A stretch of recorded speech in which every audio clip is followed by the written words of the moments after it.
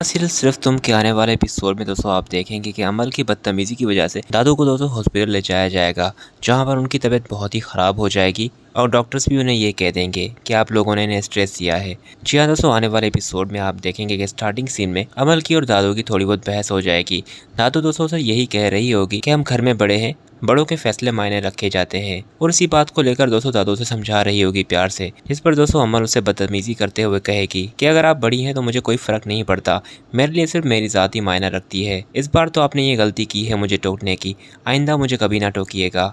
और ये बात कहकर दोस्तों वो वहाँ से चली जाएगी। और फिर दोस्तों जब सारे घर में बात फैल जाएगी और अमल भी वहाँ से जा रही होगी, तो हमजा उसे कहेगा कि तुमने दादू से इस तरह से बात करके बिल्कुल भी ठीक नहीं किया, वो बड़ी है, तुम्हें इस तरह से बात नहीं करनी चाहिए थी, और हम भी उनसे इस तरह से बात नहीं किया करते। इस पर दोस्तों वो उसे कहेगी कि अब तुम मुझे सिखाओगे कि बात किस तरह से की जाती है, अब तुम्हारी इतनी बड़ी औकात हो गई। दोस्तों हमजा तो बहुत ही शर्मिंदा हो जाएगा, क्योंकि वो इस तरह से जब अल्फाज उसके मुंह से सुनेगा, क्योंकि दोस्तों वो उसके घर में होगी जहाँ वो ये नहीं चाहता कि अमल किस तरह से उसके साथ बिहेव करती है वो बाकी घर वालों को मालूम पड़े। पर हमजा की लाख छुपाने के बाद भी ये बात सबके सामने आ ही जाएगी।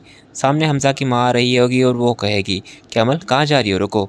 और फिर वो हमजा को कहेगी कि क्या बात है, क्यों जा रही वो, रोको उसे। तो हमजा कहेगा कि मैंने तो कुछ नहीं कहा। खैर दोस्तों यहाँ पर अमल से हमजा की माँ भी माफ़ी मांगेगी कि अगर हमजा ने तुम्हें कुछ कहा है तो मैं माफ़ी मांगती हूँ। पर अमल कहाँ सुनने वाली होगी किसी की, अमल वहाँ से चली जाएगी। और फिर आप देखेंगे कि हमजा वहाँ अमल को समझा रहा होगा कि अभी भी मुझे पता लगा है कि दादू हॉस्पिटल में है और उनकी तबीयत बहुत ख़राब है।